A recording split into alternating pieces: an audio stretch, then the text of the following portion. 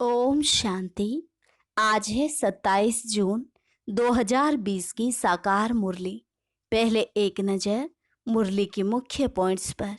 बाबा ने कहा, तुम कितनी बार स्वर्गवासी बनते हो, यह याद करो तो भी सारा सृष्टि चक्र याद रहे। एक ही बात लाखों रुपयों की है। यह भूल जाने से, देह अभिमान में आने से माया नुकसान करती है। जितने हल्के होंगे उतने बंधन कम होंगे। तुम्हारा जो माता पिता आदि सब कुछ एक शिव बाबा ही है। जितना हो सके उनको याद करो। फिर कहा, कोई भी काम पढ़ाई से इतना नहीं होगा जितना योग से होगा। लेकिन अभी योग बहुत कम है। खुशी से रोटी टुकड़ खाना है, कोई भी प्रकार की हबच ना हो। कोई बच्चे बाबा को कहते हैं, बाबा हम अनपढ़े हैं, कुछ नहीं जानते।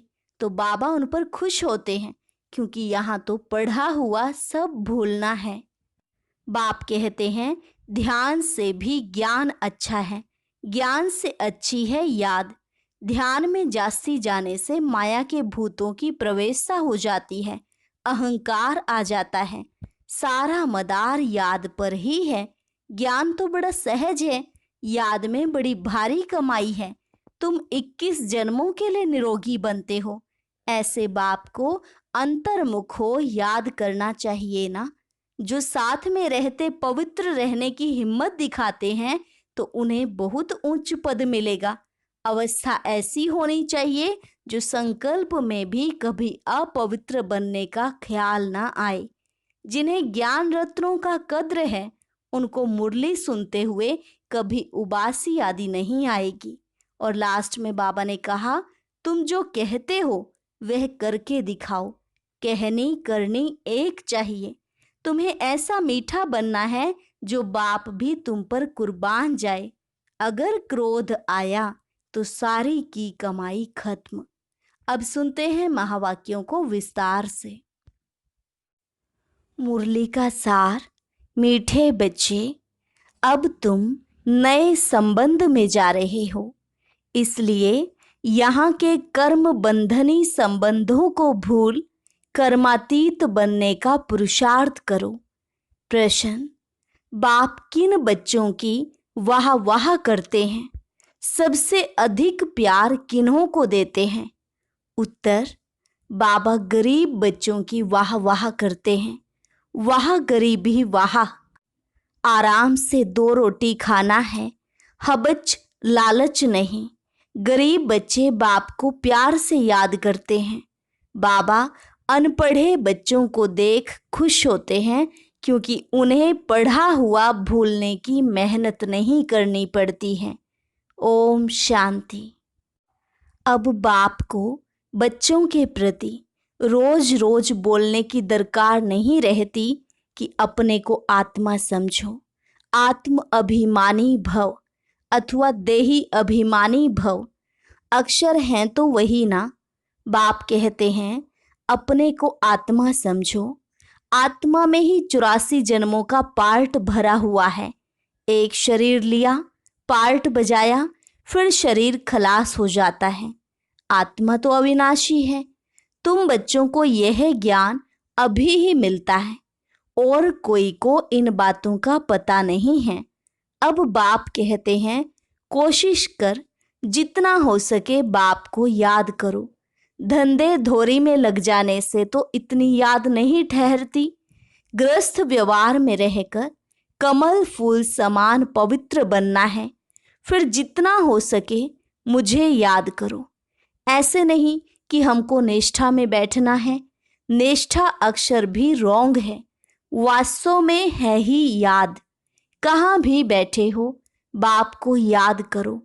माया के तूफान तो बहुत आएंगे, कोई को क्या याद आएगा, कोई को क्या। तूफान आएंगे जरूर, फिर उस समय उनको मिटाना पड़ता है कि ना आए। यहाँ बैठे बैठे भी माया बहुत तंग करती रहेगी। यही तो युद्ध है।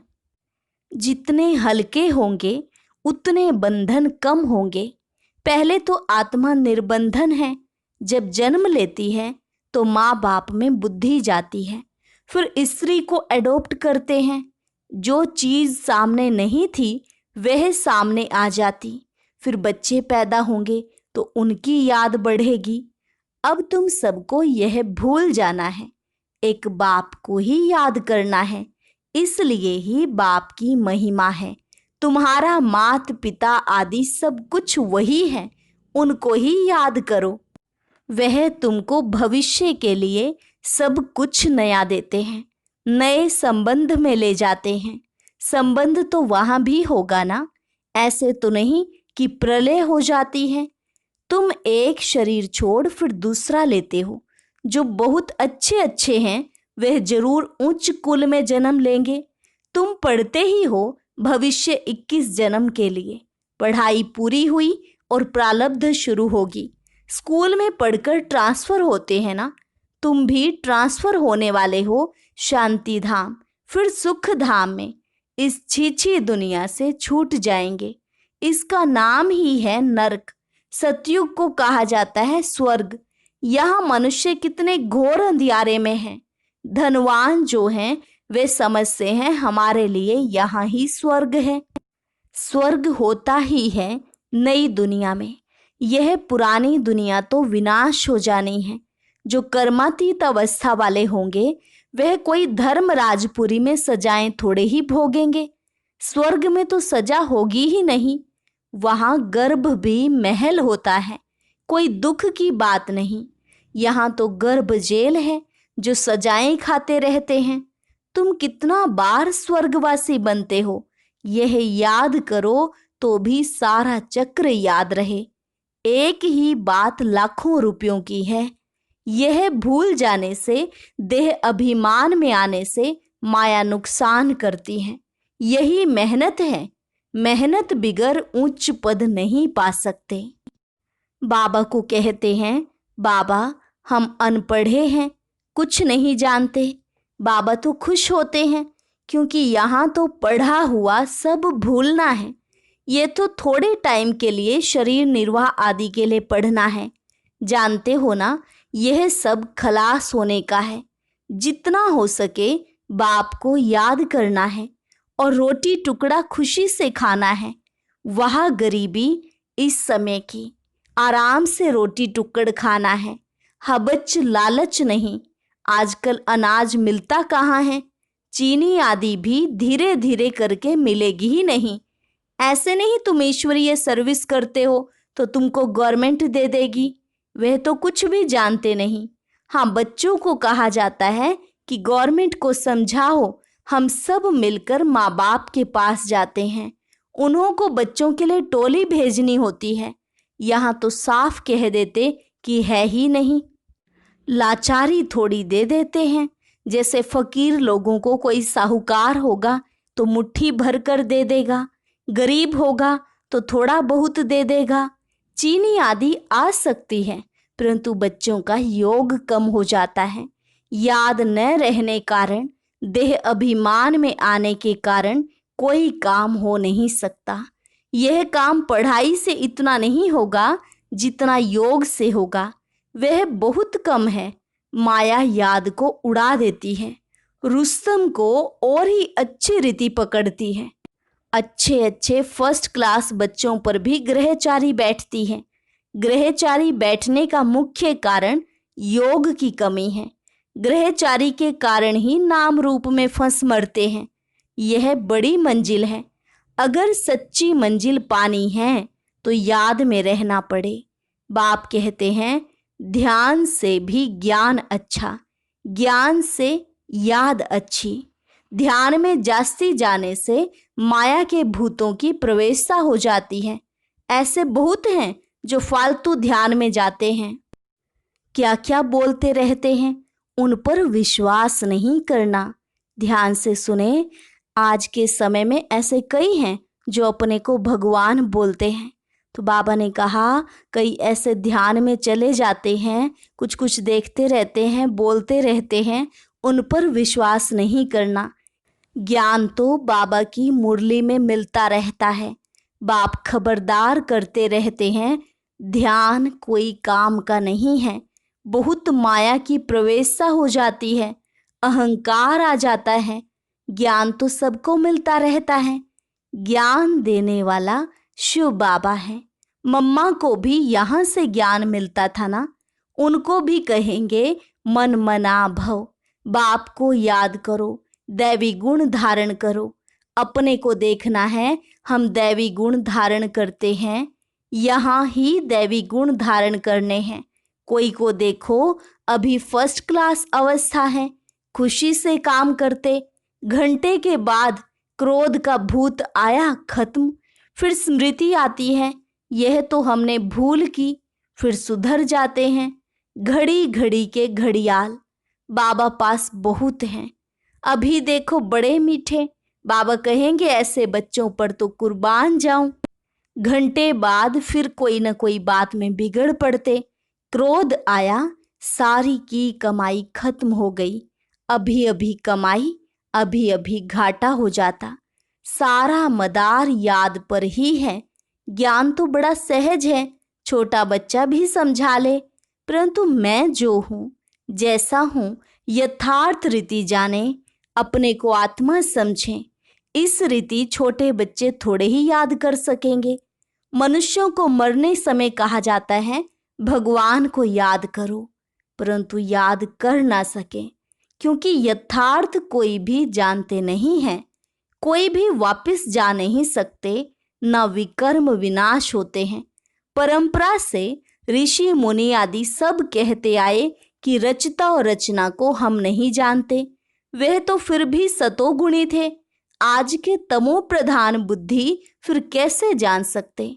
बाप कहते हैं यह लक्ष्मी नारायण भी नहीं जानते, राजा रानी ही नहीं जानते, तो फिर प्रजा कैसे जानेगी।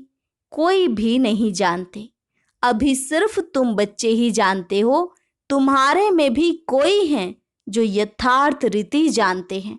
कहते हैं बाबा घड़ी घड़ी भूल जाते हैं।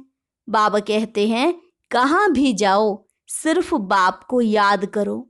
बड़ी भारी कमाई है, तुम 21 जन्मों के लिए निरोगी बनते हो। ऐसे बाप को अंतर्मुख हो याद करना चाहिए ना, परंतु माया भुलाकर तूफान में ला देती है। इसमें अंतर्मुख हो विचार सागर मंथन करना है। विचार सागर मंथन करने की बात भी अभी की है। यह है पुरुषोत्तम बनने का संगम युग। यह भी वंडर है। तुम बच्चों ने देखा है, एक ही घर में तुम कहते हो हम संगम युगी हैं और हाफ पार्टनर व बच्चा आदि कलयुगी हैं। कितना फर्क है। बड़ी महीन बात बाप समझाते हैं। घर में रहते हुए भी बुद्धि में है कि हम फूल बनने के लिए पुरुषार्थ कर रहे हैं।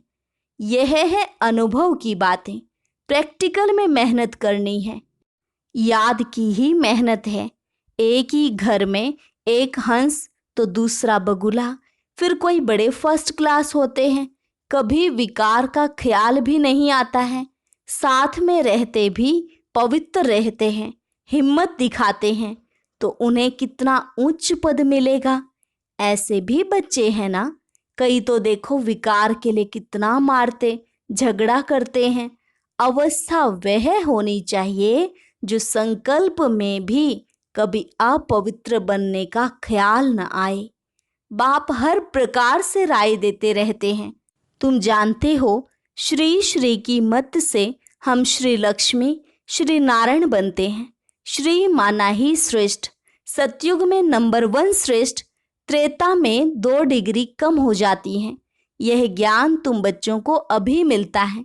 इस ईश्वरीय सभा का कायदा है, जिन्हें ज्ञान रत्नों का कद्र है, कभी उबासी आदि नहीं लेते हैं, उन्हें आगे आगे बैठना चाहिए।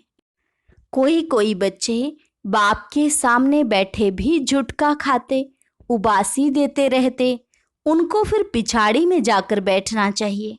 यह ईश्वरीय सभा है बच्चों की, परंतु कई ब्राह्मणियां ऐसे ऐसे को भी ले आती हैं।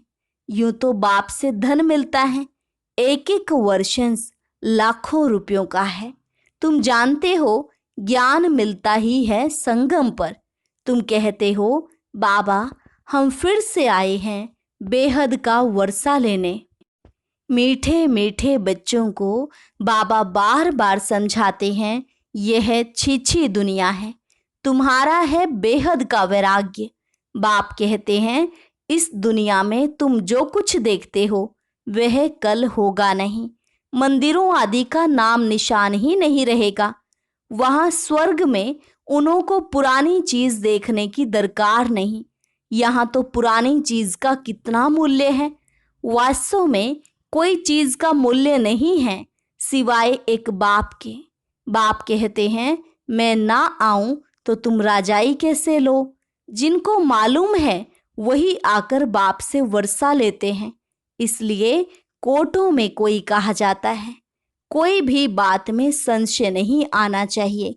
भोग आदि की भी रस्म रिवाज है, इनसे ज्ञान और याद का कोई कनेक्शन नहीं है और कोई बात से तुम्हारा ताल्लुक नहीं। सिर्फ दो बातें हैं, अल्फ और बे। बादशाही अल्फ भगवान को कहा जाता है। उंगली से भी इशारा करते हैं ना, आत्मा इशारा करती है ना। बाप कहते हैं, भक्ति मार्ग में तुम मुझे याद करते हो, तुम सब मेरे आशिक हो। यह भी जानते हो बाबा कल्प कल्प आकर सब मनुष्य मात्र को दुख से छुड़ाए शांति और सुख देते हैं। तब बाबा ने कहा था कि सिर्फ यह बोर्ड लिख दो कि विश्व में शांति बेहद का बाप कैसे स्थापन कर रहे हैं, सो आकर समझो। 1 सेकंड में विश्व का मालिक बनना 21 जन्म के लिए, तो आकर समझो। घर में बोर्ड लगा दो, 3 पैर पृथ्वी पर तुम बड़े से बड़ी हॉस्पिटल यूनिवर्सिटी खोल सकते हो। याद से 21 जन्म लिए निरोगी और पढ़ाई से स्वर्ग की बादशाही मिल जाती है। प्रजा भी कहेगी कि हम स्वर्ग के मालिक हैं। आज मनुष्यों को लज्जा आती है क्योंकि नरकवासी हैं। खुद कहते हैं, हमारा बाप स्वर्गवासी हुआ तो नरकवासी होना। जब मरेंगे तो स्वर्ग में जाएंगे, कितनी सहज बात है। अच्छा काम करने वाले के लिए खास कहते हैं, यह बहुत महादानी था, यह स्वर्ग गया, परंतु जाता कोई भी नहीं है। नाटक जब पूरा होता है तो सभी स्टेज पर आकर खड़े होते हैं। यह लड़ाई भी तब लगेगी जब सभी एक्टर्स यहाँ आ जाएंगे, फिर लौटेंगे। शिव की बारात कहते हैं ना, शिव बाबा के साथ सभी आत्माएं जाएंगी। मूल बात, अभी 84 जन्म पूरे हुए, अब इस जुत्ती को छोड़ना है। जैसे सर्प पुरानी खाल छोड़ नई लेते हैं, तुम नई खाल सतयुग में ले लेंगे। श्री कृष्ण कितना खूबसूरत है, कितनी उसमें कशिश है, फर्स्ट क्लास शरीर है, ऐसे हम लेंगे। कहते हैं ना, हम तो नारायण बनेंगे। यह तो सड़ी हुई छीछी खाल है, यह हम छोड़कर जाएंगे नई दुनिया में। यह याद करते खुशी क्यों नहीं होती? जब कहते हो हम नर से नारायण बनते हैं, इस सत्यनारायण की कथा को अच्छी रीति समझो। जो कहते हो वह करके दिखाओ। कहनी करनी एक चाहिए, धंधा आदि भी भले करो। बाप कहते हैं, हाथों से काम करो, दिल बाप की याद में रहे। जितनी जितनी धारणा करेंगे उतना तुम्हारे पास नॉलेज की वैल्यू होती जाएगी। नॉलेज की धारणा से तुम कितना धनवान बनते हो। यह है रूहानी नॉलेज। तुम आत्मा हो, आत्मा ही शरीर से बोलती है, आत्मा ही ज्ञान देती है, आत्मा ही धारण करती है। अच्छा, मीठे मीठे सिकिलधे बच्चों प्रति मात पिता बाप दादा का याद प्यार और गुड मॉर्निंग। रूहानी बाप की रूहानी बच्चों को नमस्ते। रूहानी बच्चों की रूहानी बाप दादा को नमस्ते नमस्ते, गुड मॉर्निंग। धारणा के लिए मुख्य सार। पहली पॉइंट, इस पुरानी दुनिया की पुरानी चीजों को देखते हुए भी नहीं देखना है। नर से नारायण बनने के लिए कहनी करनी एक समान बनानी है। दूसरी पॉइंट, अविनाशी ज्ञान रत्नों का कद्र रखना है। यह बहुत बड़ी कमाई है। इसमें उबासी या झुटका नहीं आना चाहिए। नाम रूप की ग्रहचारी से बचने के लिए याद में रहने का पुरुषार्थ करना है। वरदान, साथी और साक्षीपन के अनुभव द्वारा सदा सफलता मूर्त भव। साथी और साक्षी अनुभव द्वारा सदा सफलता मूर्त भव। जो बच्चे सदा बाप के साथ रहते हैं वह साक्षी स्वतः बन जाते हैं, क्योंकि बाप स्वयं साक्षी होकर पार्ट बजाते हैं, तो उनके साथ रहने वाले भी साक्षी होकर पार्ट बजाएंगे। और जिनका साथी स्वयं सर्वशक्तिमान बाप है वे सफलता मूर्त भी स्वतः बन ही जाते हैं। भक्ति मार्ग में तो पुकारते हैं कि थोड़े समय के साथ का अनुभव करा दो, झलक दिखा दो, लेकिन आप सर्व संबंधों से साथी हो गए, तो इसी खुशी और नशे में रहो कि पाना था सो पा लिया। स्लोगन, व्यर्थ संकल्पों की निशानी है मन उदास और खुशी गायब।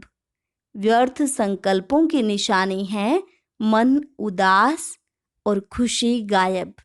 अच्छा, और अभी एक सूचना है, जैसे पिछले रविवार को सायं 6:30 बजे से 7 बजे तक विश्व को सकाश देने हेतु एक लाइव योग का कार्यक्रम रखा गया था, तो उसमें हजारों बीके भाई बहनों ने हिस्सा लिया था।